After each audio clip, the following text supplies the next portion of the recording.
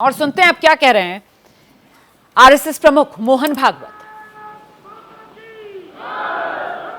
आदरणीय प्रधानमंत्री जी, उत्तर प्रदेश के आदरणीय मुख्यमंत्री जी, आदरणीय राज्यपाल महोदया,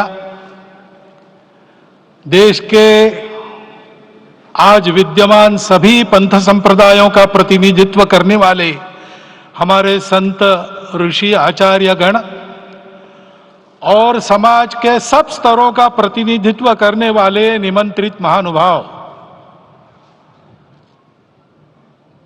आज का आनंद शब्दों में वर्णनातीत है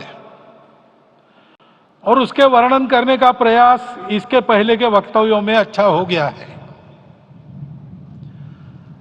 यह भी बता दिया गया है और हम जानते भी हैं कि आज अयोध्या में रामलला के साथ भारत का स्व लौट के आया है।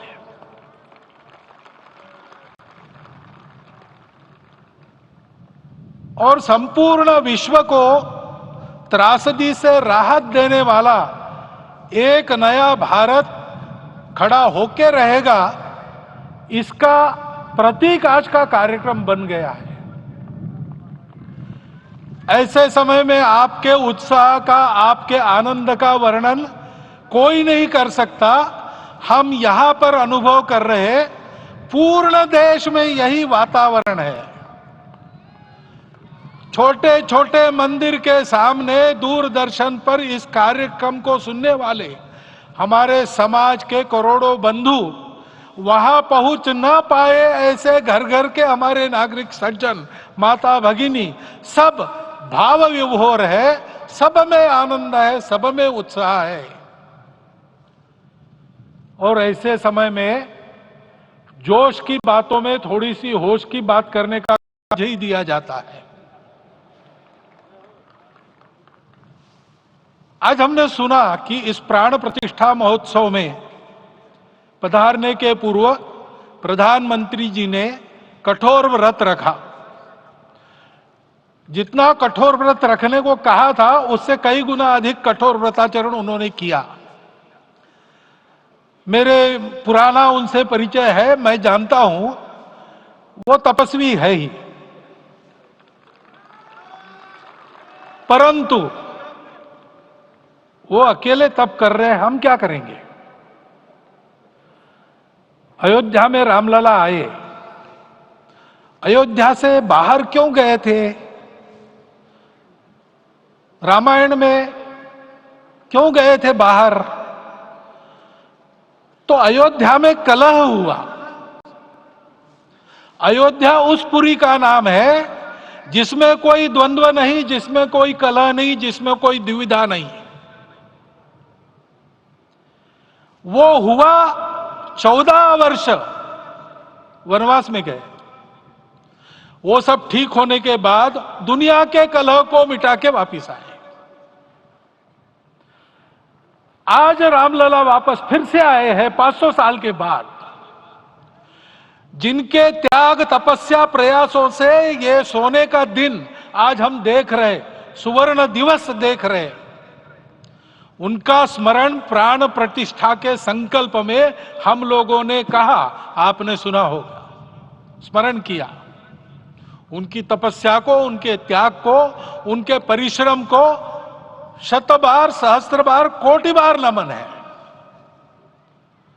रामलला के यहां इस युग में आज के दिन फिर वापस आने का इतिहास जो जो श्रवण करेगा वो राष्ट्र के लिए कर्म प्रवण होगा और उसके राष्ट्र का सब दुख दैन्य हरण होगा।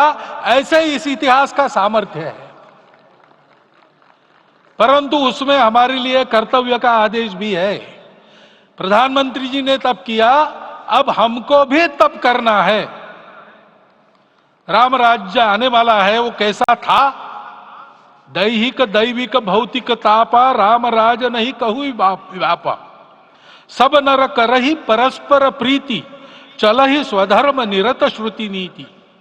सब निर्दंभ धर्म रत पुनि, नर अरु नारी चतुर सब गुनी, सब गुणज्ञ पंडित सब ज्ञानी, सब कृतज्ञ नहीं कपट सयानी। राम राज्य के सामान्य नागरिकों का जो वर्णन है, हम भी इस गौरवमय भारतवर्ष की संतानें हैं। कोटि कोटि कंठ उसका जयगान करने वाले हमारे हैं। हमको इस प्रकार के व्यवहार को रखने का तप आचरण करना पड़ेगा। हमको भी सारे कलह को विदाई देनी पड़ेगी।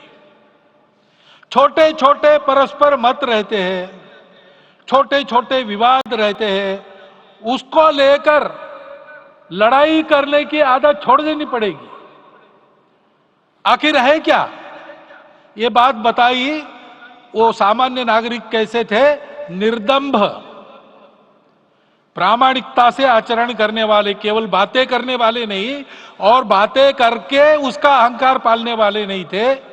काम करते थे, आचरण करते थे और अहंकार नहीं था, ऐसे वो थे। और धर्मरत थे, यानी क्या थे? इस पर कठिन भाषा में प्रवचन बहुत लंबा हो सकता है, लेकिन थोड़े में धर्म के जो 4 मूल्य जिनकी चौखट पर धर्म है, ऐसा श्रीमद् भागवत में बताया है, सत्य करुणा शुचिता तपस, उसका आज हमारे लिए युगानुकूल आचरण क्या है? तो सत्य कहता है कि सब घटों में राम है, ब्रह्म सत्य है, वही सर्वत्र है। तो हमको ये जानकर आपस में समन्वय से चलना होगा, क्योंकि हम चलते हैं, सबके लिए चलते हैं, सब हमारे हैं, इसलिए हम चल पाते हैं। और इसलिए आपस में समन्वय रखकर व्यवहार करना, यह धर्म का पहला जो पैर है, सत्य, उसका आचरण है। करुणा दूसरा कदम है, उसका आचरण है सेवा और परोपकार। सरकार की कई योजनाएं गरीबों को राहत दे रही, सब हो रहा है, लेकिन हमारा भी कर्तव्य है, ये सब समाज बांधव हमारे अपने बंधु है। तो जहां हमको दुख दिखता है, पीड़ा दिखती है, वहां हम दौड़ जाए, सेवा करें, दोनों हाथों से कमाएं, अपने लिए न्यूनतम आवश्यक रखकर बाकी सारा वापस दे, सेवा और परोपकार के माध्यम से। यह करुणा का अर्थ आज है। शुचिता पर चलना है, यानी पवित्रता होनी चाहिए। पवित्रता के लिए संयम चाहिए,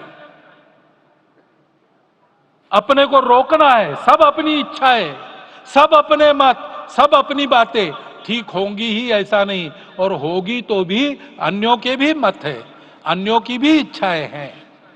और इसलिए अपने आप को संयम में रखते हैं तो सारी पृथ्वी सब मानवों को जीवित रखेगी। गांधी जी कहते थे, earth has enough for everyone's need, but it cannot satisfy everyone's grid.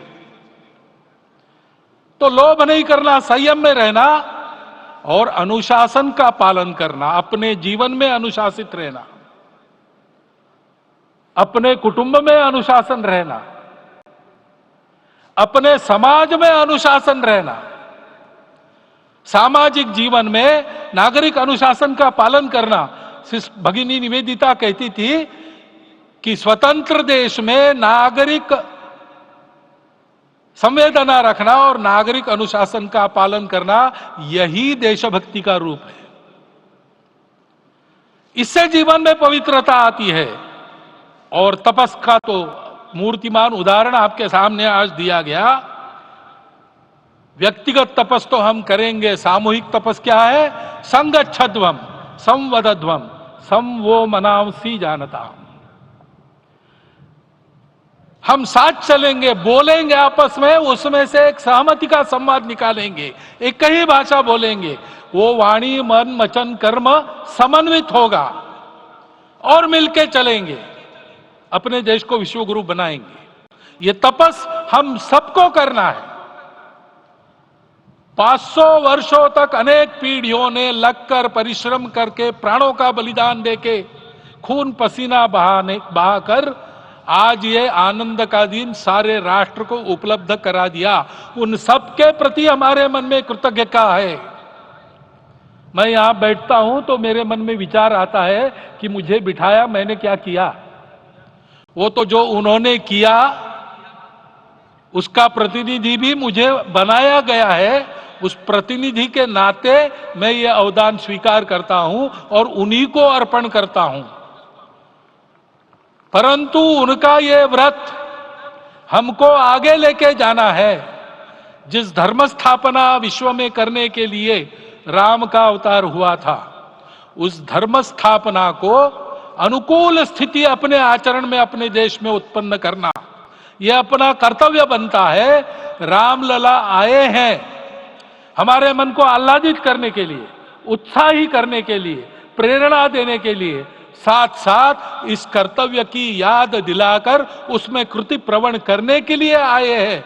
उनका आदेश सर पे लेके हम यहां से जाए। सब लोग तो यहां आ नहीं सके, लेकिन वो सुन रहे, देख रहे।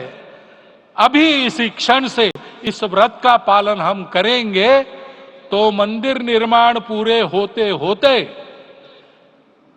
विश्व गुरु भारत का निर्माण भी पूरा हो जाएगा। इतनी क्षमता हम सबकी है। इसका मैं एक बार स्मरण देता हूं, आप सबको धन्यवाद देता हूं और मेरे 4 शब्द समाप्त करता हूं।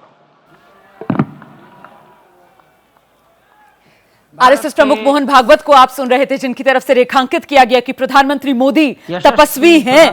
अयोध्या में रामलला के साथ भारत का स्व लौट कर आया है। संपूर्ण विश्व को त्रासदी से राहत देने वाला भारत बनकर रहेगा, ये उसका उद्घोष है।